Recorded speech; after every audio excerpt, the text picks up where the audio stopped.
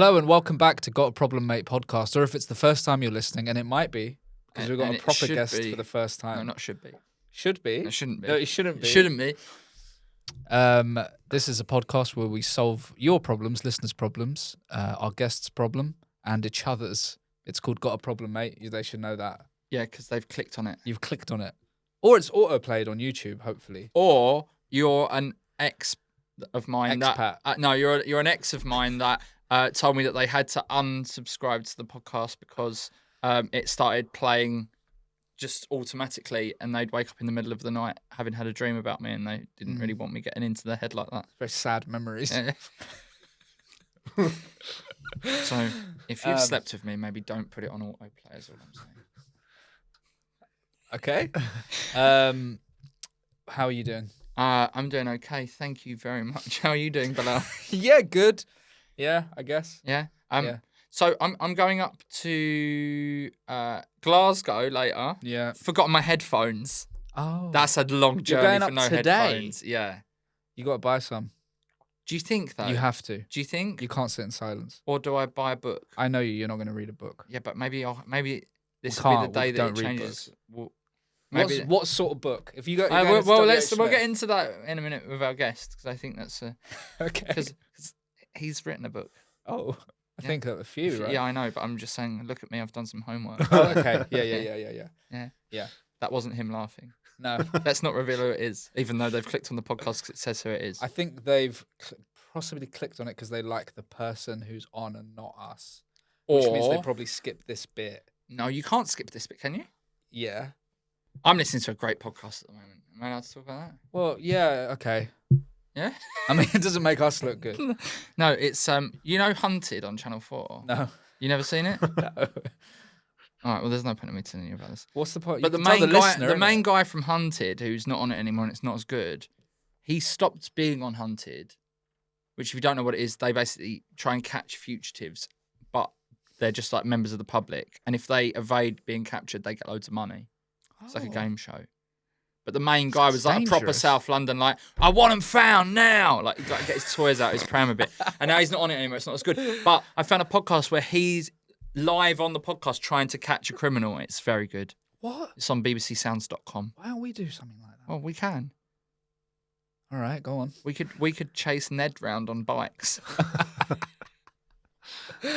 Let's introduce our guest. Yeah, we'll get to our other nonsense. Yeah, okay. Everyone, we have a proper guest today. Someone who's become a friend of mine online over lockdown. That doesn't Somehow, sound good. That doesn't sound good. Yeah. doesn't it? Don't say someone who's become a friend online. That sounds like you've groomed him. I'm not sure how it happened, but he's a very talented broadcaster, writer, does live shows in Launceston. Launceston and other places. Yeah. Likes football, likes bikes more. We'll talk about that. What's better? Why have bikes better than football? We'll get into all of that. Yeah. Which people want to know about. Everyone, it's Ned Boulting. Joey's going to do an intro because he's trained in broadcasting. In Wikipedia. And you can judge how good he is because you do that. Okay, I'm going to do my intro. Yeah. You ready? Yeah. Now, I'm going to use a word that isn't always used positively when you're describing somebody, but a stalwart. A stalwart. Yeah, which means Yes. you've Sound been like a around bird? quite a long time. Some people say stalwart. Oh, do they? Yeah, I heard that. I was listening. Funny, I was listening to a podcast yesterday, and someone used that word but pronounced it I think stalwart. they were wrong. Stalwart? Yeah, I thought that was odd. Stalwart. Sorry, Ned, one second. Yeah. Bilal, this is the first time a guest has ever interrupted my intro. Oh, it's bad. Yeah. Sorry. No, But he is. I'm joking. But he is A broadcaster, stalwart so- of broadcasting, Stalwart. sports, bikes. One of the original people from Bikes doesn't count. It's not sport. I It's a don't count as pastime, isn't it? He's got the same lamp as me on his desk on his website.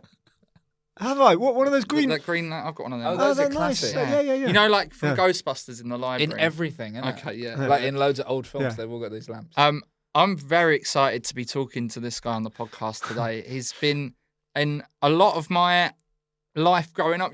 You watch football, you've seen him interviewing people. It's very exciting that he's in the studio with us today.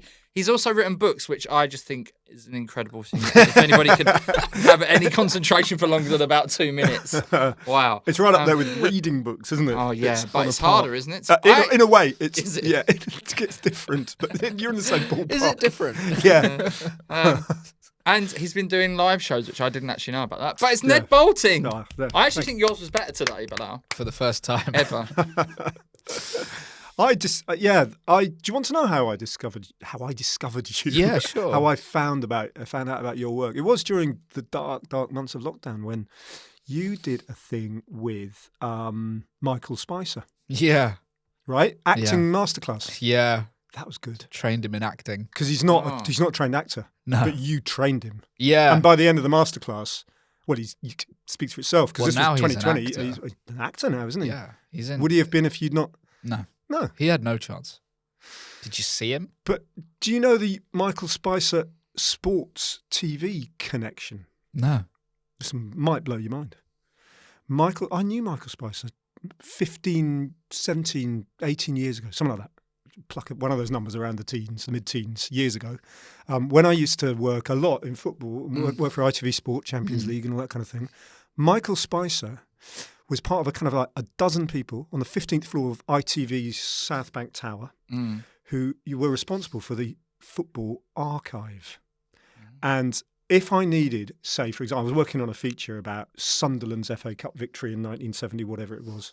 How many times have you had to do that? Quite a lot over 20 years. That was one of the things that just came on round and round. I would have to walk across the office to where Michael Spicer and his team sat.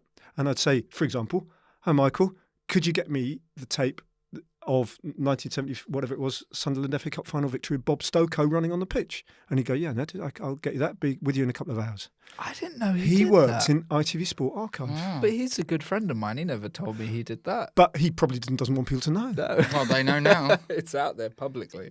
But all the people he worked with, none of us knew that all along he was planning to be a comedy super genius. Yeah, he's been at it forever. Yeah. Yeah, he's been giving it a go, and now he's absolutely. Well, killed it. another comedy super genius that also worked in that building, in those offices. Yeah. You won't know this, Ned. No. Well, we're just telling if you things. looked, none of if us you know. looked above your head at your desk, and you saw, much like these ones here, the smoke detectors. I probably tested them at some point because that's what my dad did. He had the contract for testing and maintaining the fire alarms In the whole South Bank building. Tower? Yeah. So I would go in there and with my Well- pole, put the smoke pole thing up. Which floors? Oh, all of them. Up The whole 15th? tower. Up to as far as the 15th? Yeah, the whole tower. Because you test a different part every sort of like 3 months. That's amazing because I worked there for years Yeah. and I don't remember ever having to do a fire drill. You know, where everyone has to you file wouldn't- out and no, stand they in the wouldn't car have park done. and then That's the why teachers they let do you back this in instead, so you don't because have to. you were doing Is such it? good work. Yeah. Wow. And I would also be like seeing if there'd be somebody that I might be able to chat to further my comedy career. I once saw Jonathan Ross and Yeah. about to go on Loose Women. I bottled speaking to him. Did you? Yeah. Were you wearing like a uniform that said Yeah, and fire I had this, serve? I had this pole, like a Yeah. red pole with like a cup on the end that would spray synthetic smoke into the thing. And it would register on the panel, and a guy on the panel would be like, "Yeah, that one's fine." You should just spray the synthetic smoke in his eyes, Yeah, bundle should've it done. and then with cable ties, just bundle him into a little storeroom at the back and not let him go until you'd got your break in comedy. Yeah. Instead, that's what we're doing with you here on this podcast today. I'm not allowed to leave. But also, there'd be a lot of you know, the kind of youngsters at ITV, a bit nosy, going, "What's that?" And I'd be like, "Oh, there's an infestation of spiders, and I'm just taking care of it because it would shit people up." Youngsters at ITV. Yeah, Mm. you know, working in the office. No, just you know, What's that? Yeah, runners and they don't have an stuff. ITV television school there. Yeah. Well, Yeah. I don't, Not a don't creche. think that. But it's quite. Did you ever get in that? So was he the only person you ever saw? Because those lifts, they were like Oh no, four I saw lifts. Janice and- Street Porter or the Loose Go on, Women. who else? Cool. Any- Like Colleen. Colleen. At some point, I must have been in a lift with Colleen. Yeah. Paul O'Grady. Yeah. Back in the day. yeah, Cool. Who else? Oh, Johnny Vaughan. Johnny I Vaughan. don't know what Yeah, he was doing there. yeah. I think some Christmas show that Al Murray was filming. I don't think went Al Murray's very well. Christmas special. Yeah, and I didn't see him. He was on the set. I was like doing me little. What? While he's recording the thing, you're Yeah, just but going around. I'm in the like, you know, off stage bit. Do you know what I mean? Right. Like You in couldn't the, encroach on the Were yeah, you set. where all doing the your- props and stuff Were you are. doing it with a little dance in case you got scouted? No, that's in case Simon Cowell's. in a slightly show busy way. Yeah, that's good. Wow, yeah. I didn't expect. And a cheap canteen, right? Very subsidised canteen. Subsidised yeah. by ITV. the advertisers on ITV. I guess Persil, Yeah. So you worked for it was ITV Sport. ITV Sport, And was did something dodgy happen with ITV? Was it ITV Sport? Was it the kept missing goals. right? Because they had the adverts on. Yeah, Yeah. there was one famous one. Extra time. The England one. Well, the first one was like they got the FA Cup contract. There's an amazing. I think it was a quarter final between Everton and Liverpool, and I think it was Everton beat Liverpool. I might have got that the wrong way round. I think But it definitely happened in like the 119th minute of the match. Yeah. And because it had overrun beyond what like you normally a football match does, it was kind of like 4 minutes of added time in extra time. Yeah. ITV had got like pre-programmed, like automated advertising slots, and it'd run over its thing, and no one had ever encountered this before, and it just cut automatically to an advert break 20 seconds before the ball hit the back of the net.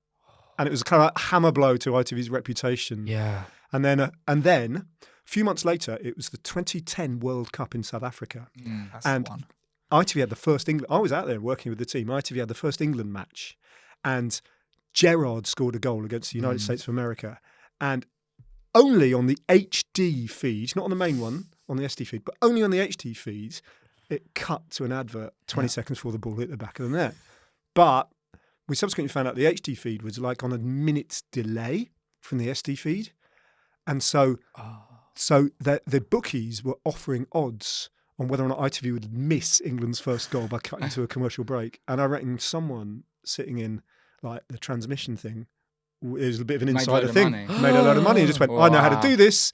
Click, like that with the HD And feed. make £100,000. Maybe 100 million. 100 million. Depending how much he'd And staked. he's out there. Yeah. He's on a little cruise boat. Did I tell you about my bet? You should bet responsibly. Did I tell you about my bet? No. On the Tottenham Man United game the other week. No. Oh, I nearly won so much money. Oh. Right. So I've got season ticket at Spurs, Yep. but because gig a lot, I can't always go. And I was supposed to go to that, but they put it on TV, so then it was a later kickoff. So I was like, I really want to see Angie's first home game. Blah. So I thought, well, I'll get Angie. yeah. And then Very funny your manager's called Angie. It just still makes me laugh. Is that how you pronounce his name? Because I've only Ange. Yeah. Oh, it's Angie. Oh, Ange, right, Angie. Anyway, so I thought, well, I'll go and watch the game in a pub before my gig. I'll get there early. And then I was like, it's a bit boring. I might put a bet on it. It had already started, and Basuma had already nearly thrown the ball at the referee. So I was like, it seems like a few yellow cards here. So I put like left back, Basuma, and Fernandez to get a yellow card, and Tottenham to win 2-0. Put a tenner on, $3,500. I was like, this is going to be great. Right? And then within a minute of me putting it on, our left back got a yellow card. 5 minutes later, Fernandez has got a yellow card. Then we went 1-0 up. And I just was holding my position because I was being offered like to cash out for like a couple of £100. And I was like, no, I want the big money. How much do you stake? Tenner. Right? I was like, anyway, in the 80th minute, we're 2-0 up. I just need Basuma to get a yellow card. Is he one? I forgot. I don't know enough much about modern football. Is he one of your players? Yeah, he's Right. he's like. A So you're willing one of your players to get sent off? No, just a yellow. Yellow. Oh, And you he's just the- yellow, just yellow. He's Fine, the type fine. of guy who gets booked a lot, right? But he wasn't making any tackles. He was standing in really good defensive positions, but not really doing anything. Oh, he's not going to do it anyway. Then it was 9 minutes of injury time because of this new injury time thing, which it means with this new injury time, ITV have got no chance of ever getting the football again. Yes. Sometimes I wonder if that rule's been brought in by somebody who works at Sky. That's true. But anyway, and then with 2 minutes of injury time left, I've got 150 quid on the cash out thing, and I thought, I'm just going to do it. He hasn't made a tackle in the whole of injury time. Pressed it. Next minute, he bundled into the back of their player on the edge of the box. But the referee didn't book him. And it was definitely a booking. And I was thinking, imagine if I'd have left that. Yeah. You'd have cried. I would have gone mad. That referee, I would have found him. Yeah. He would have got But you cashed out, Hunted. right? You get- I got 150 quid. Yeah. That's all right, isn't it? Yeah. But now I'm using that to try and make 25 grand. Weird, isn't it, gambling? Like, like Deal or No Deal, Yeah. when they've already won a good amount of money, but then they go back and it's like, oh, you could have won this when they've already dealt. Yeah. Right? Yeah. And then they get all sad about it, and sometimes they cry. And it's like, but you had nothing before. Do you know Bullseye? Yep. Yeah. You know the myth, even if you don't remember the program, like because you're too young to remember the program. I Although it remember the came programme, back, but yeah, thank they did you. a kind of more modern version of it. But Jim Bowen was the guy in the, Yeah. in the late 80s. He presented. Passed away a few years ago. Yeah. I actually met him at the Edinburgh Festival once. I got a photo with him Did you? somewhere. Yeah. Yeah, what I wrote. He passed away a few years ago. I wrote a book about darts, all about darts because I love darts, and I was lucky enough to spend an afternoon with him getting his story for the book, and he told me a great story about some Irish. I won't even try and do the accent because it'd be insulting Yeah. and wrong. But We'll in have your to go own head, straight to an if you can do an Irish accent in your own head, you'll Yeah. have to kind of like That's a interpret good that way in, around right? He had a couple of Irish guests, like competitors back in the day, Bullseye, and it came to that moment, the deal or no deal moment. They said they'd got 50 quid. That was safe. Yeah. But they could gamble to win the speedboat or the fitted kitchen or whatever it was that, you know. Yeah. And that was what the whole programme hinged on. No one ever said, I'll keep the 50 quid. So they came to that point in the recording when they said, lads, what's it going to be? Speedboat or go home now with the 50 quid. Yeah. And they just went, we'll have the 50 quid, Jim. And Jim Bowen went, all right, stop recording like that to the camera. Stop recording. Turn it on. Left. Boys, it's not how it works. It's not how it works. Right? You say, I say, and then you say, we'll gamble up. Yeah. And also, just so we get it, I'll give you the 50 quid. All right? So it's not even a thing. So you're safe. So we'll go. Right. That's quite Put the red sweet. light on it. He said the same thing. And he said, so what's going to do, lads? Keep the 50 quid or go for the speedboat. And they went, we'll keep the 50 quid. And they couldn't budge him. Oh, he couldn't no get them from that way. position. Yeah, couldn't get them off that That's position. mad. But the good thing is they had the speedboat for the next episode because they hadn't given it away, which was good because they always had to have a speedboat. Yeah, but also it's stories of like people from like Leicester winning a speedboat. It's like, where are you going to put? Yeah. Where's that going? Yeah. Do they have a river in Leicester? Because you could take it into the river. Yeah, I suppose so. Pond. Yeah. Put it in You a just pond. round and round. Yeah. Depending on Did the you know size. there was a murderer on Bullseye? Oh. Doesn't surprise me. He was on there, and then it turned out he murdered like 3 people, like about a year later. Wow. Or he'd like murdered someone. Just one would have been kind of I think- embarrassing, but I think he 3 murdered someone, and then went on Bullseye, and then murdered again. Yeah. Okay. He thought the bullseye would snap him out of the need. the but- murdering streak. Yeah. Yeah. Serial killer. Right, hang on. Yeah. I had The no idea. Pembrokeshire Murders. It's called. Yeah. I'll get some more.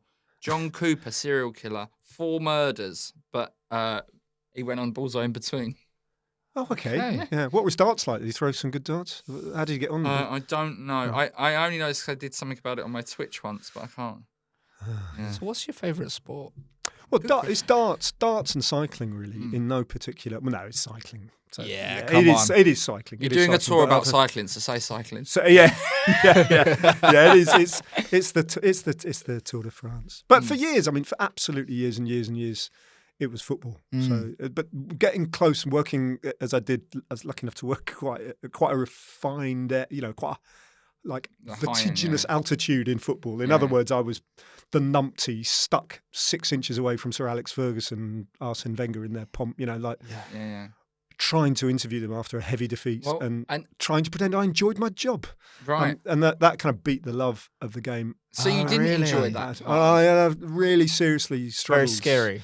Yeah, I mean, I kind of like, I was very fortunate that I started my career at Sky Sports when they were suddenly becoming really quite a big thing and kind of couldn't wait to get out because of the Keys and Grey kind of culture back in the day. Okay. And then I got bit by bit, I kind of made my way through to ITV Sport. They're lovely people to work with, actually, and do a really good job despite the fact they occasionally miss goals. But that's not Sell their you some fault. Daz. But it was I found like the game at some point that's hard to define, although I think it was 1999 and Manchester United winning the treble and then refusing to go and compete in the FA Cup the next year. I think that's when it changed, and as soon as the 2000s came around, it started to change exponentially fast. And the contact that used to be quite informal with players and the press just withered on the vine, and it just became an exercise in damage limitation. Did it also become slightly boring in terms of because it always gets thrown at players apart from seemingly Jack Grealish? Don't give anything away. They don't talk. So you don't get the Horrific. same answers every week. Horrific. Yeah. Horrific. And I don't know, I've got endless admiration for like the doyens of the football press who are still out there, the Henry Winters and these big beasts, and in the broadcasting landscape as well. My colleague at ITV who I worked with for years, Gabriel Clark, who's been doing the kind of brilliant touchline reports and all that sort of thing for way before I even started and then continued way after I'd left. I don't know where he gets I don't know how he summons the enthusiasm just to kind of like listen to this litany of cliches week in, week out, and still make some sort of gem out of it. I don't know how he does it. He's very, very good at what he does. So were there people who you liked to actually interview after a game, but then on camera they just didn't give you any, like some that you actually liked, that you had a bit of a relationship, but then when the camera was on, they just wouldn't give you anything, or vice versa, someone who you absolutely hated interviewing, so you actually really liked trying to twist the knife on them? Yeah, plenty like that. I mean, Fergie was a nightmare. Yeah. On and off camera, actually. It was some people got the measure of him. I didn't, and I wasn't in a minority. Almost everybody struggled with him, you know. Your ex-boss, you're a gooner, aren't you? Yeah. Arsene Wenger I was a huge admirer of his. Yes. As a man, actually, as a human being, because he never fostered. This is getting quite serious in sports podcasts, I love isn't it. it? But he never fostered like Fergie did, and a lot of them do. Especially the old school British managers. They always had their favourites in the press pack, and it'd be like, hey, Dave this and Mark that, and come on here, Mickey, and you know, like they caught their little. But Wenger absolutely refused, despite the fact he knew all of our names and knew us all very well, the people who would interview him a lot. But he never used our first names ever. And the only time. But all that meant was like he just treated everyone with total equanimity, you know, like that. Yeah. And he was always, with very few exceptions, he was very tempered. And the only time he ever used my name was when I was just on my final day of covering the Euros in Poland and Ukraine in 2012, and I was just waiting for a flight out of Warsaw, having some lunch in a square in Warsaw, and I got this little tap on my back, and I heard this like, "Hello, Ned," and I turned around, and he was there in his civvies, like he'd been doing a bit of work for French telly, and he was like literally off the record, Arsene, neither of us are working. We're having a beer, and I bought him a beer, and we sat there, and we just chatted for half an hour about this, that, and the other, and it was like. And then the next time I saw him, it was back to kind of like business. Oh, that's lovely. But he really knew how to separate the two. Like seeing a teacher out of school. But in a nice way. Because that can also be quite weird as well, can it? Like, I mean, I don't know. But that's a lovely story. My mum and dad were teachers in my school. Oh, so what? I saw my teachers out Every of day. school Yeah. every day. They never taught you though. Dad taught me. Wow. Everyone else had to call him sir. You I called him Dad. Did you And call? how- You what did your actually said classmates- dad. Yeah. What can Wow. sir would be a bit like, so it's like, yes, sir, yes, sir, yes, sir, yes, Dad. I always call Yes, my dad, Dad. sir. Yeah. You call your dad sir. Now, still. Yeah. Well, that's just respect, isn't it? For Yeah, it's respect for your elders. For your elders, yeah. Is there anybody who you got really starstruck by interviewing, or did it all just at one point become like, oh, it's just another footballer? Well, the big. I mean, yeah, it was a bit like. Towards the end, I was utterly unimpressed by everyone I met. Like of working in football, like I've got to go to Barcelona and wait for Messi. Have I? Yeah, Great. right. He'll be 3.5 hours late, and when he walks in with his entourage and his agent and his press back, there won't be a word of apology. Yeah. That's just standard, and I we'll just, hate you know, that. like. So I got very thick-skinned about it. Yeah. But I made a kind of fly-on-the-wall documentary with Gerard when he was absolutely at his best. It was a season that started with him lifting the European Cup in Istanbul and finished with him, I don't know if you remember the FA Cup final, Liverpool against West Ham, where he scored two sort of like That last minute. cliche 45-yard Mad. pile drivers. You know, they were he just single-handedly won the match. So, and he just flirted with going to Chelsea, and he just come back and signed a long-term contract for $100,000 a year, which was a week, which was like way more than anyone else was being paid. So you could argue a case But that same as what you was on. about the TV, same. yeah. About the same. You could argue a case that he was one of the best players in the world at the time. Yeah. And that was interesting. 'Cause we had about 30 days of filming with him over the course of a year. Ran at his house and, you know, stayed over at his house and bits and pieces. That was kind of like... Did you do a good breakfast? No. No. His kitchen, as you imagine, it was enormous like that. Yeah. And absolutely nothing in the cupboards. Oh, what? How many air fryers do you He reckon, used to Bilal? make... He made us a bacon sandwich once.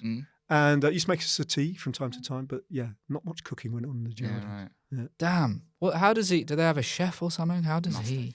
Stuff arrives through the really? Before gates open. Deliveroo, though. Like that. It Deliveroo. was before Before Deliveroo. It was Deliveroo. before Deliveroo. So it would be like, Yeah, bespoke Yeah, relationship with, you know. there's a picture of him up in a curry house on the wall. 'Cause he Yeah. goes down and He picks had up his He Has a couple of had, cobras. I can't remember the exact number, but I think it's well over a dozen. I want to say 17 flat screen TVs in his house. Still quite, flat screen TV. This is 2007. And this is after they were sponsored by Candy. After, Really yeah, good way vibe. after that. Yeah.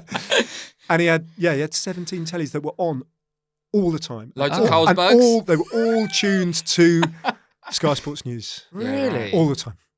That's mad because you do Baltimore. wonder. I wonder if footballers are like looking at that kind of thing, or whether they just shut Yeah. down. But they obviously are. No, they just obsessed with it. Obsessed with themselves. Yeah. Because it's like interesting. being a Tottenham fan. Mm. Harry Kane. I saw him on a late night American talk show. It was one of the worst things I've ever seen. 'Cause he's got no personality whatsoever. Because No, he struggles with that. he's just a robot, It's- goal robot. Yeah. Yeah. A Grobot. Yeah. I remember because when I stopped in football, that was Mm. when Harry Kane, the last kind of couple of seasons I was working football with endless Thursday nights Europa League with Pochettino in charge. Yeah. Right. And Harry Kane was just knocking on the door of the Yeah. first team and starting, and everyone was saying, he'd been saying for years, we've got this kid in the, youth team, he's going to come up, he's going to be the next great. And I remember seeing him play, I thought, he's a cart horse, mate. Well, this is exactly It's what I said. just I saw him I like- saw him got taken off in the League Cup, and I went, "That's the last time we'll ever see that Yeah. guy. He's awful." he doesn't look quick, he's just like lumbering, So and then I subsequently found out, that was time for me to leave football, wasn't it? Misjudging Harry Kane to No, that but I extent. I think A a few lot of people people did, did though. but He also- only played because your signing was bad, right? But it just goes to show you, Bilal, everyone can improve. Yeah. I could Even you. I could go to Bayern. No, you could have a good career in comedy. I don't think so. No, okay. I think he's very good. I've seen your show too. I haven't seen your I know, show, Joe. joking, you, though. Oh, you, yeah, do, you do you have, tour? yeah. You still touring? I am yeah. actually just starting to put together a show. I've got my first tonight. I'm doing a tryout of a new show, and then I'll know how much work I've got to do before I can announce I'm doing one. Oh, Where are right, you okay. doing in Glasgow? No, I'm going to do some corporate presenting Oh, really? Ah. in Glasgow. But where are you doing? I did- your- I did a I'm corporate- doing top secret first, then I'm going to the airport. Really? After the, I know, what a day. I did a corporate job in Glasgow about a month ago. Oh yeah. Yeah, for a grout and tiling company. Oh, nice. What do you do for a corporate? It was amazing, right? So Yeah. there's this Italian-based grout and tiling company who used to sponsor in the 1990s the biggest cycling team because cycling's so too big. No Candy or Carlsberg. Yeah. It's like a grout and tiling company from Italy, and they're called Mappe, but they've got a UK subsidiary. The World Cycling Championships were in Glasgow. No one outside of cycling noticed that Yeah, this right. August, but they were. And Mappe decided, because of their historical association with cycling, that they wanted to have a little corporate thing there. And they hired me to come and talk about cycling to an all audience the- of drunk sales reps. tiling, grouting Yeah. people, Yeah. none of whom knew the first thing about cycling. nightmare, It was it was in a small venue. It was in a Hard Rock Cafe Oh. in Glasgow. And it was the closest thing I've had to do to like stand up at the Fringe ever. It was literally like that. Yeah. If I showed you a Wow. picture of I'm literally there with a Yeah, mic wow. and there's a thing behind me and a spotlight and I've got to entertain How these people. long were you doing? They said, what do you want to do, about an hour and a half? And I went, Oh my god. honestly, I was starting to look at my watch after about 18 minutes. hour and a I managed to half. squeeze out about 35. Yeah. Yeah. 40 minutes. That's a lot for a corporate. But even that, I was out. Then Yeah. I couldn't get out there quick enough. Was it harder than tiling and grouting? Because I find that's the hardest thing I've ever done in my life. Oh, It's is it? really Yeah. hard, that, isn't it? Did my bathroom and it's a nightmare. Yeah. It doesn't Yeah. look good. Really? It looks all right, but do you know what I If mean? You it can tell I've doesn't- done it. Yeah. Um, Does it leak? no, it doesn't leak, but That's I all tiled over tiles. Oh, My dad told me to do it. right. How- He was like, Yeah. if you start taking them tiles down, you're going to have a nightmare. He said, Yeah. For how long you're going to be there, tile over I the wish tiles. more builders would bodge things like that. Yeah, Because I think builders are a bit too thorough normally, aren't they? They come in and go, that'll have to come down. yeah. And I'm thinking, every For bit of 6 me is months. thinking, does it have to come down? Could you just put something over the top? Go of over it? the top. Yeah, Just cover it. Just paint it. exactly. Yeah. Why do you love cycling so much? Where's that come from? France. Yes. Yeah, because I think like in the Anglophone world in Britain, Britain actually, I think we have this kind of we have this kind of pride that we have basically codified and invented almost every single one of the world's biggest sports. So football's kind of ours, isn't it? Yeah. Cricket, obviously, rugby, all them, those sort of sports, they're ours. Kind of, I think athletics, kind of, we probably sort of, had a big hand in kind of Formula One's a kind of British Wimbledon, golf, kind of all, Curling. That's ours. Chess. darts, Chess, darts. Darts is definitely ours. Skiing, that's ours. but not road racing, not cycling. Not cycling. Okay. It's not like we can't even begin to claim. In fact, the opposite. We were like real outliers up until quite recently. And so, having come from football, where I was, for all those aforementioned reasons, I was kind of like jaded with it. I got sent to cover the Tour de France and instantly knew that I had to try and understand this incredibly So complicated. before you got sent there, you didn't. I had no That's idea. fascinating. Absolutely no idea. Wow. Never seen a bike race at all of any Yeah, description. And amazing. honestly, it's one of the most complex sports. Is Once it? you crack the code, and you begin to understand, it's incredibly rewarding because you think, got it, like I've got it, and now it'll never let me go. So how would a So- couple of numpties like us get into it? Well, Yeah, I'm terrified of bikes because I got run over when I was 14. You don't have to stand on the track. Yeah, My that's- leg went through the windscreen of someone's car. What? Hang Not on. funny. Were you on a Sorry, bike? It's just Yeah, the yeah. way you looked at me and said Yeah. it. I nodded off as I was fun. riding. I was only 14, so doing a paper round. Yep. And getting up at like 5 a.m. Yep. So I'd ride on the pavement, but I nodded off at the lights and rolled out into the road. But this car, because obviously it's like You 5 in fell the morning, there's asleep? no there's no like traffic. This guy was going so fast, Oh. and to the point that my leg went through his windscreen, which is quite hard to do. Yeah. So, Mm. but it was before like mobile phones and all the rest of it. And I woke up and I was just in the road. He'd gone to a phone box to like ring an ambulance. Wow. Ah. And my bike was like a ball underneath the Oh wow. car. And I You was were like, quite lucky then. I was by the like, sounds. yeah, I wasn't wearing a helmet. No. But you'd have had to wear it on I'm your not- leg though for it to have been any use. But yeah. And I think that really put paid to my biking career. I Yeah. was like, I don't really fancy him yeah. after that. I mean, I would say you're quite safe just sitting on a couch watching the Tour de France on the telly. Yeah, right. It's unlikely wanna you're get going to end up involved, flying do you know through what a I mean? windscreen No, of a no, we're car. not getting Now, involved. there's part of me Yeah, that we thinks need I'm to still going learn. to break into the England squad at some point Okay, but for we my got- 7-a-side career. We Do you know need what to I mean? understand it first, Yeah, right? right. And you Yeah. can dream. Yeah. I like that bum wiggling bit they do when they're going up a hill. Yeah. But they do, they wiggle the bum. I mean, it's fair enough. Yeah, you see that. Yeah. I mean, it's interesting that that's your first observation. Like, I was just trying to Yeah. look for the comedy in it. Yeah. But no, yeah, so oh, lots of crack comedy. the in code science. for us. I can't. No, not in this. no. Well, you wouldn't No, want me this to time. either. No, Except no. to say, the weird thing about it is because it's all ultimately it's about aerodynamic. It's about no. I'm already beyond but. The only thing, if you look at a big bike race moving along, that big, they call it a peloton, the big sort of 200 Right. riders all in one thing. The only thing you can say with any certainty is that the rider on the front is not going to win. Right. That's it. And that's kind of unlike any other race that I can think of. Like if you Okay. think of a running race, athletics, or, kind of like the runner on the front quite often is the strongest and they'll probably end up winning it. The marathon. Yeah, that's they the same chip with off the like front. Formula and they're kind One. of- It's like Formula One, oh, definitely seems going to win. pointless. Yeah, then I've the tried. fastest Definitely car gonna and they're win. at the front. Yeah, Definitely gonna win. exactly. It's I've so tried it's the with that, anti-Formula One, Yeah. isn't it? Okay. So the rider on the front definitely won't win because they're doing all the work. Mm. So the rider who's going to win it is somewhere in the middle. And Right. you've got to pick the right That one. makes us feel like we can win one day. A bit like is it a bit like golf? Because you never know who's going to win in the golf necessarily. It's less racist, I think. Yeah, I mean I don't really watch golf either. I but, think you it's just less know. racist. Okay, fine. Yeah. So you don't want to be at the front, ideally. Well, you get guys who are paid to be at the front. What? Yeah, Oh, I'll because do they're that. teammates. So the leaders. So you Okay. can't win the Tour de France unless you have a bunch of guys working for you.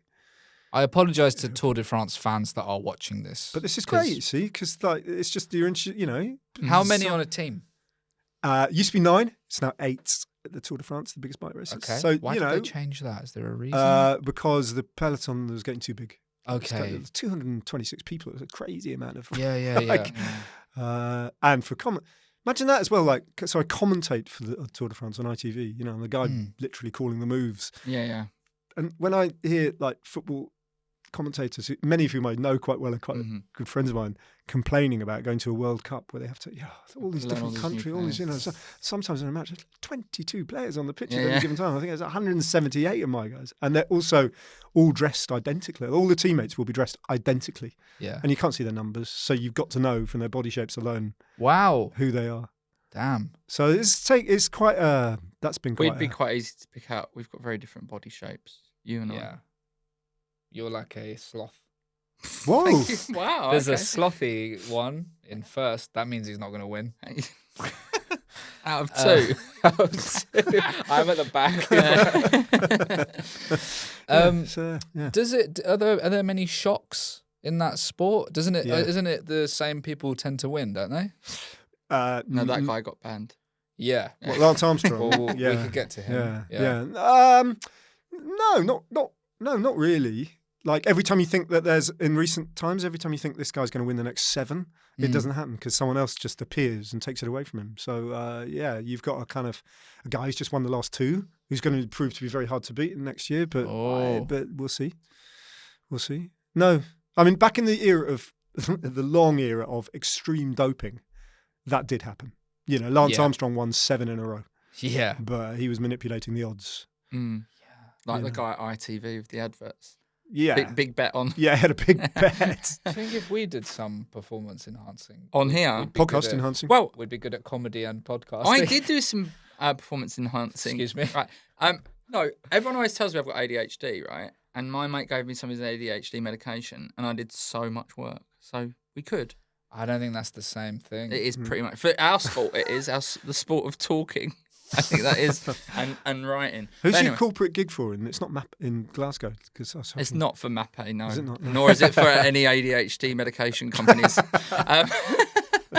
Maybe we should re-edit it so that this comes in the middle. Skip. Can we edit this bit into the middle? Why would you do that? To force them? Yeah. But that's like an advert. You Yeah. skip adverts though, isn't it? So they'd skip that. Yeah, but sometimes they put them where you're not expecting them if you're driving. I hate that, doing by something. the way. What, How where they sick put them in now? When, as much as we want Put adverts, one in now. as much as we want them, which won't happen. Sorry, do it again. Now. Are you having problems with coffee? You can get some. That's what it's like. You're listening to Smartless or whatever, and they're like McDonald's. Awful. What is it about covering cycling that you prefer to the football? Like, other than because I assume you have to move around quite a lot to get to the different parts of the checkpoints. No. The only way of doing it is get to the finish line, right? Where all the big wait. TV compound, all the trucks are set up, and wait. Right. So you're not seeing it at all. You're seeing you're watching the telly. Right, you're watching the telly. Yeah, that's like most commentary, isn't it? You're watching a screen, aren't you? It makes it difficult because if a football commentator will be like 80% of the time they'll be watching what the director's cutting on the screen because he can't start just like doing his own mental cut because it will jar with what the viewer's seeing at home. Yeah. You know? So he will use that as a big reference point. But if something's going off or something's changing or something, he will look up and he or she will be able to see the pitch and form their own judgments, on that. Yeah. But I can't do that because the race is 140 kilometers away up a mountain, So I can only work with what I'm given. So that's quite in the kind of like internet age where everybody who's watching, hundreds and hundreds of thousands of people watch this niche sport, at home, but they're all sitting there with their iPads, like better informed than you are. Yeah. And actually just working off the basis of the same. Get yourself an iPad, Ned, and you could do the same. I know, yeah, true, yeah, and a charger. And what are they like? What are they like to interview? The riders. Yeah. Well, I think that was one of the reasons that I found it so refreshing because they are genuinely, there's big money. I mean, the top riders are paid millions and millions every year. So there's all that which you would have normally assumed would bring with it all the kind of layers of, difficulty that it does bring with it in football. But actually, I literally just got a text message on the ride up to this podcast recording from Mark Cavendish. Oh, yeah. So who I'm going to, as soon as I've done this, I've got to ring him about something. So there's a relationship there. We, and it's not just the British riders as well. It's like across the piece, so that they are genuine human beings. And they're also interesting human beings because very often they've had to really, as young riders, they've had to really fight their way to make a viable career. And they've gone off, explored, especially the British riders, because there's no British scene at all. They've had to take a big leap in the dark and join a French amateur team or a Belgian amateur team or an Italian amateur team and just learn the language, adopt the culture and actually fight for their position in the peloton. So that makes for interesting people. They're not wrapped in cotton wool like academy players at, Everton or Wait, there's no British... There's no money in it. Right? There's a top team like the one that won the Tour de France with Geraint Thomas and Chris Froome and a team Sky, which is now called Ineos, who are the same people who want to buy Manchester United, big petrochemical concern and all that. But there's nothing kind of below that really. Okay, I get it. Yeah. So there's that. And there's not enough races here. There's no, like in Belgium and France, there's a whole tradition of races, every weekend, so there's lots going on. But it's alien, like as Gwen at before, if we can't claim ownership of this sport, it's completely foreign, Yeah. That's very interesting. Now, I want to get on some problems. And this is a good way to bring this next bit that I want to talk about into it. Yeah. Because this could be one of my options on my problem. I just want to talk to you a bit about writing books, because you've written a fair number of books, and that seems harder than completing the Tour de France to write a book. Yeah. So have you got any, not that I really want to write one, but for anybody that might be thinking about writing, it seems so daunting as a thing. Yeah. But you've done it loads of times, so what's the secret? How do you manage to be so prolific in writing books? I think this kind of overlaps with what you guys do. I think to an extent, I am a curious observer of human behaviour, and I think if you were to read any of my books, and I've written a lot about cycling, okay, but I've not read it. No, that's fine. But the common thread is that I think I find kind of everyday situations quite stimulating. So the book doesn't have to be, the big idea or the big sort of thing. It doesn't have to be Oppenheimer. But the stuff that I find very interesting in it, like if I take the example of the book I wrote about darts, which is called Heart of Dartsness. Oh, very good. It was my idea. It was my editor's idea, which is annoying. Yeah.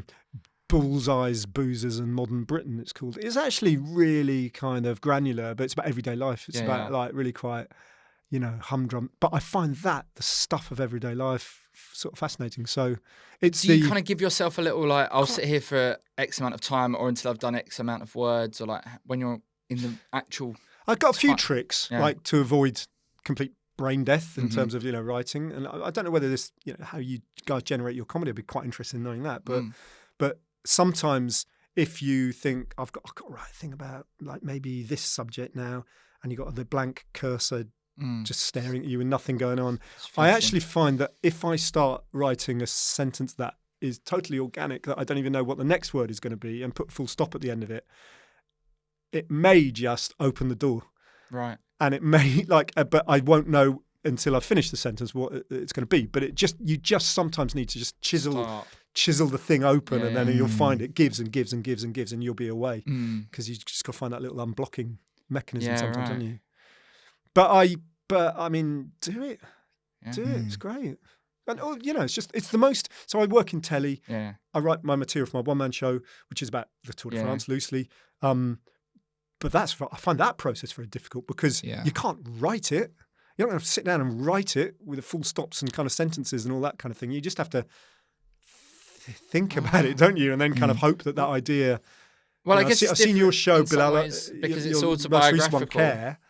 Like a lot of that stuff is just, I would imagine you just kind of thought, I wonder if that story will land. Yeah, and it's just about trying it out. And it's about trying it out and all that kind of. So that I find I'm still feeling my way with that a bit, despite the fact I think you do definitely get a bit of a feel for it in terms of like, that will work in some way when you're writing it, rather than like, and some stuff. When I'm writing, I'm very confident of whether or not what I've written is any good. But I'm saying, like, but when I'm devising or whatever word you want to use, I would say writing. I'd be like, I know there's something in. That's going to work. Like I had an idea that was totally like a very contentious thing to say, or very out of order thing to say, but it was funny that I was saying it. Yeah. But I knew that the audience didn't know me well enough to give me the grace that they knew that I was joking necessarily, especially when you're trying it out in a very short. I'm worried about what it was now. No. I was so basically, I got this thing in my stand-up about how like I'm dating again for like the first time in like 10 years, and how the rules have changed and blah blah blah, and then like about how I don't necessarily like, my girlfriend is younger than me, and it's like, so I go for girls with daddy issues. It's just like a general topic. Okay, yeah. It's like, and then I say as like a little throwaway line, because I wouldn't get with anybody my own age, because 39-year-old women are disgusting, right? Because it's so out of order to say that I should get a laugh out of shock, right? But obviously I don't mean that. Yeah. But I was trying to find a way to do that. I don't know if you remember, you called me at 2 a.m. Can I say that? No, I was like, how can I get this to work? I said you got to have a because it's like that friend say Stuart Lee thing of going like, no, I don't mean, and then go, but honestly, like, and then you keep digging yourself into the hole, and then the fun is getting yourself out of that hole. Yeah, very good. Right? And very so good, what I have done is I've fabricated a conversation with a younger person who's saying like, oh, you you're here because you're trying to get a younger girlfriend at this like night that I didn't fit into because I was too old to be there. And then it's like, oh yeah, I'm with you, like 39-year-old woman. I'm like, you can't say that. And then he keeps going, no, you can't say that. And then he goes, what do you do? I'm a stand-up comedian. He's like, oh, is this going to end up in one of your bits? I'm like, it is. But all the stuff I think about 39-year-old women, I'm going to make you say. Yeah. So then that's how I've done it. But it's like, there's something in it, but you just got to work out how to do it. And that's a very...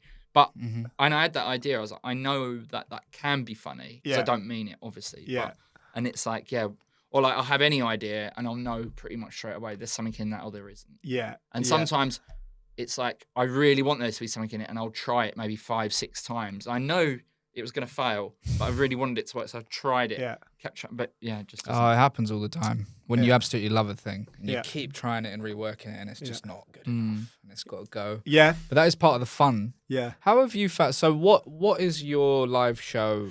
How does it work? Yeah. Well, it has an interval, which always like good. Got to have an interval. Helps the venue. The venue dictates you have to have an interval for drink sales. Jump for the first half of the interval. What's it about? Well, it's got an interval. It's I've toured 4 different shows and they've all been different. Tour in the autumn. I'm going to do one next year again. Cool. But at their core, they're about. And obviously, my audience know who I am, and they're kind of like into the secret, if you like. I spoke earlier about cracking the code. They're all code breakers, they've kind of like the penny has dropped with most of my audience and so there's something a bit Masonic about it. We're all kind of like shut the door behind us. This is a Tour de France evening, but some of those doors are pretty big. The Richmond Theatre, 900, the Salford Lowry, so the things got quite out of hand. Great. Sort of big, and it blows my mind when I'm standing up there sometimes. Of course. How did this happen? Yeah. But it's such a rich subject matter when you get onto it, because I can go very quickly from telling a story about Lance Armstrong falling over and banging my head against a tree and landing in some dog shit in front of him last time I saw him in Paris, to like a personal, relatable story about you falling asleep at the traffic lights and ending up with your foot going through a windscreen, because there is this weird intersection in cycling between what you witness and kind of watching the elite sport from a distance, and actually the commonality of everybody has got a bicycling story, because everybody, pretty much without exception, has thrown their leg over a bike and ridden a bike when we're kids. I mean, everyone kind of remembers, I think, wonder if you two do, that moment where your parents or your older sibling or whatever lets go of the saddle for the first time. Oh, mine's a beauty. There you go. Yeah. When you're learning to ride and you suddenly you turn the pedals and you suddenly look round and you realise that no one's holding you up anymore. That was the mistake I made. You pedal on about 3 or 4 times and then you fall flat on your ass because you're so surprised. I went into a bush. My dad did it, put me at the top of a hill and went, off you go, let go of me. And I was like shitting myself and turned around. And as I turned back, I was no longer going straight. I was going straight into this bush, and I ripped my shirt and I cut all under my arm. You just need to leave bikes alone, don't you? But I hadn't noticed that I'd done that. He's nearly died every time. Yeah. I hadn't noticed that I'd cut myself or that I'd ripped my shirt. Oh my dad did. And he was like, right, come on in, back to the top. And he was like, so if I'd have let you see that you'd hurt yourself, you never would have got back on that bike. And then the second time I was fine. Top psychology from your dad, man. Yeah, top work. Do you remember your first bike?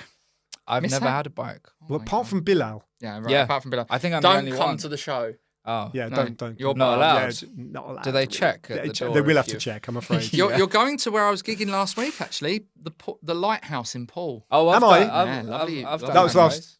October. Oh, yeah, 11th. No, I went there, yeah. No, that was last year. It was last year. Yeah, I'm not touring this autumn, no. That's a nice place. You need to update your website, Ned. Oh, right. Okay, sorry. You can't remember it? I can't remember. Oh, no, I do vaguely, because they've got 2 venues. Like, one's a Grand Opera House. Yeah. And one's a kind of like 300-seat theatre or something like that. Like, I did 100-seater room in there, but then maybe it's all changed. I don't know. But I remember that slightly awkward, because we turned up at the loading bay of the Grand Opera bit. Oh. With me and my tour manager and started unloading our tiny, at the back. And he goes, no, you're not here, mate. And I did think, we haven't sold like 1,700 tickets. Yeah. We know that. So, but anyway, that's I can't really remember it, but yeah, Pool. You're not going there. No, I'm not going there. You'll be doing the tiny shoebox. Yeah. Okay. Don't think. Thanks. No, I've done it already. It was tiny. It was good. Shoebox. I thought it was quite a big venue actually. The tiny shoebox. 100. It's 100, isn't it? Wasn't my night. No, I did a show. Yeah, it doesn't matter. Let's go on some problems. Okay. So that sent me into a tailspin, Bilal. No, it's good. It's good. Like, this is Oh, you didn't brief. Well, he did, but quite later on this morning, a couple of hours ago. Yeah. Yeah. So first of all, I've got to go to Glasgow with no headphones. Right, read a book. Yeah. That's what Bilal said. Yeah, but he said I'm not going to manage it. No, I don't think he can. I think he's got to buy some headphones. Okay, Earphones. buy some headphones. Yeah, come on, he's not. No, I'm going to try and read a book. What one? No, No, yeah. no, let's... something. What one? I'll go before I get on the tube. I'll go to Foyles up the road. Okay, what? Excuse me, I spat a bit. What sort of thing are you going to be looking at in Foyles? I always read the same kind of thing, so maybe I need to read something different. And what do you normally read? I really like reading Kurt Vonnegut novels. But Obviously, that's look at me. amazing. Yeah. Read a Kurt.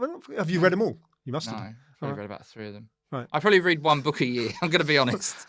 So, but maybe something a bit like that, but different. But not Murakami. I don't like that. Haruki Murakami. Yeah. What I talk about when I talk about running. Is that Haruki Murakami? Maybe. I don't know. Yeah. But I don't like his stuff because it's like surrealism for the sake. It doesn't really explain it, whereas Kurt Vonnegut's is all at least like logic based. Yeah. I don't like when weird stuff happens and they don't. And they don't tell you explain it why. exactly. Yeah. Yeah. So Yeah. Especially after you've They read a don't long tell you book. why. yeah. You got to tell me why it happened. Tell me why it's happening. Okay. Yeah. Yeah. A bit, you know. A bit. Like I like David Lynch stuff is you can kind weird of work stuff yeah, out. Yeah. But when sometimes when it's a bit too random. Are you still doing your bad films? Bad Yeah. film night. Yeah. That's good. I do a thing Let's on dip Twitch back called in. Bad Film Club where I just watch a bad film. Yeah. The audience watch along with me. What was that American sitcom you did like a couple of Oh, years ago? United States of Al. United States of Al. That was funny. Because I auditioned to be the lead in that. Did you? And that's how I know about it. And then I saw this clip on Twitter was viral, and everyone was like, "This is the worst thing I've ever seen." And I was It's watching really it like, bad. I was like, I recognise those lines somehow. Imagine if you'd have been in that. So I know. Yeah. Well, it was I would have had would've to been- stop doing this with you. You wouldn't know me anymore. It was the lead in a CBS sitcom. It would have been. Yeah, but everyone you said would it's have the been worst thing Al. ever. Yeah, I would have been Al. Everyone said yeah. it's the worst Whoa. thing. Yeah. No, I know, but I would be in Hollywood being wouldn't be Having a obnoxious terrible guy. time. Well, not necessarily. Using the worst thing ever. Yeah, but people don't care, do they? Well, you said Like they I did. care Yeah. about quality, but a lot of people don't. As long as you're making a lot of money. Yeah. Do you want to get to yourself? I've got an anonymous Twitch handle. Oh, do you? Yeah. You've Oh, replied to right. me a few times. Oh, okay. So you're not gonna Thrilled. you keep it secret. Yeah, I can't remember what it is. Oh, okay. But Yeah. but yeah, I have. Yeah, slightly thrillingly, you've read out a couple of my comments. Oh, cool. Occasionally, you gloss over them. Do I? Yeah, well, there's a Oh, lot if going I'd on have with your known. chat If I'd window, have isn't it? known. Go ding, ding, ding, ding, ding, ding, ding. Not And I'm watching anymore. my one go up the list, and it Oh, pops it's off the end, and gone. it It's hasn't gone. been. That's Yeah. gone. That's heartbreaking, isn't it? Yeah. Bilal, what was your problem this week? Oh, my one was kind of sad. Oh, a bit God. like last week. Well, I feel like so I just finished recently doing the Edinburgh Fringe. Very, very exhausting month. And I'm just lacking motivation a bit at the moment. It's all right. These last few weeks, I've felt like I don't really feel like doing Just write down anything. any old It's been sentence, good apparently. coming in. Yeah. You're all right. It's been good coming in doing this. 'Cause Yeah. I've been forced to do something. But I've been doing like minimal stuff. Do you know what I mean? Have you been- Can't be bothered. Would you say you've been moping? Yeah. Mm. Yeah, I'm moping around like a sad. What cartoon character walks around with Eeyore? Eeyore. He's a Eeyore. moper. That's classic. Yeah. I was thinking this is going to be difficult, and then you just nailed it. Yeah. Eeyore. yeah. Yeah. Yeah, that's my thing. Yeah. I listened to a really good podcast the other day about brains. Okay. Yeah, and that gave some really good advice. BBC Sounds? No, should I tell you about what the advice was? Yeah. When you're brushing your teeth, yeah, you have to think about one thing that you really enjoyed about today, and then be like, tomorrow's going to be nice. And then it starts to give you a much more positive outlook. And I was doing it for about a week. It's worked for me. Really? I was in Wow. a bit of a rut. Yeah. Yeah. Moping? Yeah, just like I've been bashing away at the coalface of comedy for 18 years now, and it's like I would love it if it could be just my main job. Like I don't do these other things. Do you know what I mean? But I've still never quite got what I want to get out of it, and it's like, oh, you just got to keep going, haven't you? But sometimes that slog Yeah. is like quite relentless, isn't it? And So what sort of things when you brush your teeth? what was I thinking Yeah. about? I love being in foils today. Well, That kind of thing. I would definitely think about recording this podcast. Oh. Not with the attitude you've had today, but in general. It's been Oh. nice. And then, yeah. That's quite nice. It was quite a challenge when I'd sworn at 2 bus drivers Yeah. in last week's episode. Yeah. Did But you? I still had Yeah. to be like, it's quite a comfy bed, actually. Did you do anything like that? Swear at bus drivers? No. Oh. Did you do any like gratitude list type thing? Any of that sort of No, thing? I think that sounded quite lame. Okay, Yeah. Thanks, Ned. I'm But- sorry. I can't. I was imagining myself trying to do it, and it didn't. The teeth It brushing. didn't feel like it was going Because to. it's like when I'm brushing my teeth, that's dead time. I might as well use it. Yeah, that's a fair point. And it's also something you do. I concentrate a hopefully lot twice a day. on The actual brushing. yeah, the Getting the right technicalities. teeth, yeah. And I'm thinking about it quite intensely. Like Okay. that bit, if I'd done that bit, like down towards the bottom left and the inside, Do you have an electric one? did, but I can't kind of like I don't know. I can't keep up the electric habit because I they know what lose you charge, mean. and then I travel a lot, and I don't Yeah. take so. Yeah. I'm the same. Yeah. What's your problem, Ned? Well, my problem was Bilal's message saying, "What's your problem?" Yeah. Because it did like, and then I had to listen to sort of like, what are the other guests' problems? Is there kind of like a common thread? No, but I do. I would normally just say, "Oh, here's the general like Yeah. the tone at which you The pitch to- it." yeah, well, but you've not done I that. didn't. I No. always tell my guests, it doesn't matter. It's anything. You did. Like- You literally said that. It doesn't matter. But that doesn't makes it matter. hard for people. Does that make it harder? In a way, because I leapt in the deep end and thought, actually, if I do have a problem, because I've been a bit mopey at the moment, Oh, I think it's that not time fully of year, ill, but maybe another cartoon character who mopes. There aren't many cartoon cartoon Squidward genre. from SpongeBob. Is he a moper? Yeah. Quite mopey. I once saw when I was working in football. I once saw. Do you remember Ian Holloway, the football manager? Yeah. Ollie. Mhm. He was the manager of Blackpool? Plymouth Argyle Oh, okay. at the time, and I went down. I was doing a day in the life of Ian Holloway, filming him, like shadowing him around. And he was invited to switch on the Christmas tree lights in Plymouth city centre by a local radio station. And we had a radio mic on him, and we were filming him going to this event and backstage. And he was invited onto the stage, and there were 3 celebrities. So he wasn't the only celebrity about to hit this big comedy button to switch on the lights. It was him, Linda Lusardi, the former glamour model, Yeah. and SpongeBob SquarePants. I thought you were going to say, and because he had his radio mic was- on, you just well- had him going, "Oh, for fuck's No, sake." well, that's exactly what happened. So they went 3, 2, 1, boom, and it was the meagre display of about 7 light bulbs Oh, hanging in this dear. little tree, and there must have been 2,000 people there. All of them cheered, and honestly, Holloway turns to Linda Lusardi and went, "Look at them, they're fucking delighted." He said, "Never shown London." Anyway, my problem. So I went in deep end, and I thought my actual problem that preoccupies me more than anything at the moment is not knowing what happens after you die. Oh. So I don't know if you can shed any light on that. Well, It strikes me as quite a big one. I think it's I think it's gonna be very wishy-washy for you here, Ned. I think some sort of energy thing. I don't know. I think I think something must go on, right? Sustainable energy? But I'm not sure what it is, and I think as humans we're not designed to actually understand what happens next. So I'm beating myself up against there's no point in trying to. So I shouldn't have It's brought like this problem trying to to the table. understand the Tour de France if you don't know anything about it. But We were going to give it a go. Yeah. And Ned said it was too complicated Oh, for us. okay. So For us, yeah. for us, yeah. Yeah. Okay. But- some kind of energy. But Right. I think what's great is in the modern day Yeah. is that really once you're gone, you're not going to know anything about it, right? Yeah. But it's the people that you're leaving behind that are going to be sad. But there's so much of you out Hopefully. there digitally Yeah. that we wouldn't even miss you, would we? Like, there's so many things online. Yeah, this is Yeah. going to be the great memoriam to Go- Ned Boulting. Can I leave a message Yeah. Yeah. for the future? Yes, Go ahead. please. Well, I will one day be in a position where I can answer the question I've just posed here Yeah. for Joey and Bilal.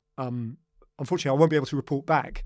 So even though I'm committing this to the future and you're watching it in the future, where I'm sat right now, all the best answer I've got, sadly, and all I can offer you is some form of energy, Yeah. and That's it might beautiful. be sustainable. It might be. We're gonna pop that video on a floppy disk and send it to space. If you could, yeah, that would be. Do you know the time capsule thing? Did your school do a time capsule? I think I did one because there was an episode of So weird. You know what yeah. I'm talking Sooty about? Yeah, I do, about yeah. a time capsule. Blue- and so very I Blue wanted to Peter. do Blue one. Peter Blue did it, Peter, yeah. Yeah. It was a really big thing for a while, wasn't it? Time capsules. Yeah. Yeah. In the year 2000, everyone was like, Yeah. yeah, time capsule. Yeah. And some kids in my school, like the people who did Floppy like disks. the best drawings, like Yeah. got to put it in a time capsule. I was like, that's not fair. No, that isn't fair. No. Were you excluded from that? Yeah, I didn't get No, it. good, not good. Not good enough. Not good enough for the future. Yeah. The future sets exacting standards. So Yeah. it really does. I mean, I think I believe there's more after. I can't really be more specific. Oh, really. okay. Because I was hoping But- for some specifics, really, or just. The but, thing is, yeah. though, it's just like in terms of, I know obviously a lot of people believe there's absolutely nothing, but that feels so bleak. Does it though? Yeah, to me, yeah, I don't know. yeah. I But you just think think- that's fine? Well, you reach my age, these things become a little bit more pressing, Yeah. and I started to think, where am I gonna? Am I gonna like? What do I? I'll get cremated. Get like? How's that gonna like sent into space? Maybe in a rocket? Do you want to live in a jar after being cremated? Do I want to live in a jar? Do you want to get scattered over Get along your? with a yourself bunch of people? cryogenically frozen in case they can bring you back. Might do that. Might do that. Yeah. Yeah. So I'd definitely look into the costing of that because it could be Yeah. pricey. I'd have to put some money aside for. Yeah, you're a gonna have to long do that time. big room at the Paul Lighthouse. Yeah. Pay for that. Yeah. But you know the idea of being buried, that sounds a bit weird nowadays. Do people still get buried, put in a box, Yeah. and kind of like Yeah, in that old-fashioned way. yeah, Yeah, on a horse, like taken on a horse and cart to the yeah, that's quite quite macabre, yeah. isn't it? I was gonna say, no, I had a genuine thought about this. Oh yeah, the whole point I think is we don't know, so that's why you've got to just like make the most of this now, like being alive now. Well, brush your teeth and I was say. saying that's a there's loads of toothbrush people- moment. So you Yeah, just, yeah. that's But enough. there's loads of people who don't really, and I think What, we're brush your doing- teeth or- no, or don't do- make the both. most of it. Well, and they might be not long for the not If not you're long not with pro- us because if they're not dental hygiene, That's the if you're not dying. on top of it, Yeah. you're underneath it. You're under, yeah. And- If you get behind on your dental bills, Yeah. It's like- no, but do you know what I mean? You just got to make the most of being here now, Dental innit? Go bills. do. I mean, you've been very lucky to do a lot of travelling through work and I stuff, have, I'd yeah. imagine, and so Yeah, you're acing it. I think you should be But also, worrying do about it less than most people. you think Oh, about legacy, that's quite that There is you a nice go. toothbrush moment. That's Yeah, got uplifting. see? creating stuff that lives on? You know. Yeah, You're doing plenty of that. yeah. All these books we've got to read. Yeah, we got to Yeah, read. but What, books- what, 4? books- Wait, how many? I've done about 7. We got to read 7 books. I like he doesn't even know how many about. About 7.